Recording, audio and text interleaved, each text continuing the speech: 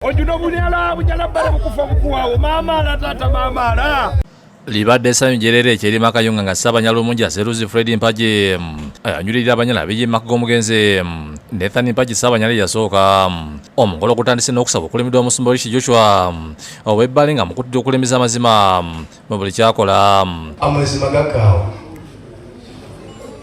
ate nga kyekituufu kyoteekeddwa okukola ki okuyimira. Oluvannyuma omusumba akulembeddemu okusabira abadiminisituleta bafamire oli Katonda yatandika ensonga eno Mukama era gwe Katonda Mukama atulondedde badiminisituleta mu famire eno Mukama kwabakabaka Namutebi Sumayamu n'amateeka wa famire alambudde kuvunaanyizibwa babadiminisituleta abalondiddwa n'ategeeza nti buli yakulita ku Ssabanyala Baker Kimeze yagula mpewo.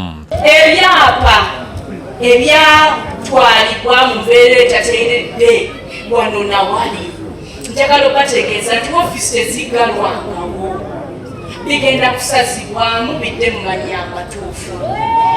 Ategeeza nti abaana ba Mpagi bonna bagenda kukeberebwa omusaayi okufuna ekituufu ku ndagabutonde zaabwe. Ebyabaddewo akafeero biri Kayunga wa Mpagi Nathan gwagamba singa Kimeze Baker jjanga si mwana ngazze ebyaffe. Kiwanuka Paulo Mpagi akulembeddemu badiminisituleta ategeeza nti basazeewo okujja mu Baker Kimeze obwesigwa olw'ebikolwa bye. Kati wano tetulina obuvunaanyizibwa n'ebyapa bino yabitwala ebyawano naye era nakyo tugenda kulwanagana nakyo tugenda kubizza.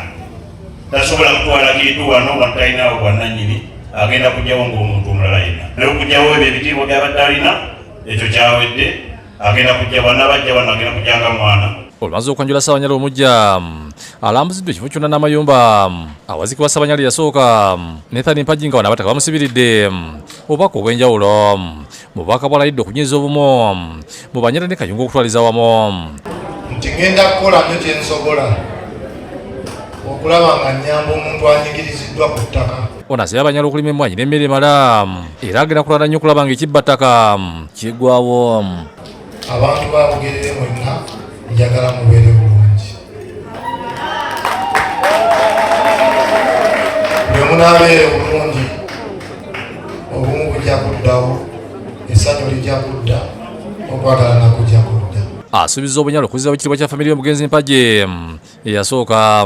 Wabula neeyama nti olujja luno lugenda kuddawo nga bwe lwali kitaffe ng'akyalimu. Okussa ku Ssabanyala omujja akyaddira olukiiko lwatuula ku bbalaza nga lwemulugunya ku bikolwa bya Ssabanyala Baker Kimeze. Kyokka Bukedde Samuel minisita by'amawulire mu Bunyala awakanya enteekateeka z'abe yayita bannakigwanyize abateekako Ssabanyala omujja. Naye Ssabanyala talondebwa nga bw'olonda bijanjaalo.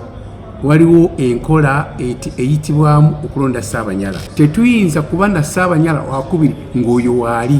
Ono yasamba gye baayogera ku Ssabanyala Baker Kimeze eby'okutunda ettaka era nga n'enteekateeka ez'okuzza amatikkira ag'omulundi 16 mu mwezi ogw'omunaana ziri mu giya.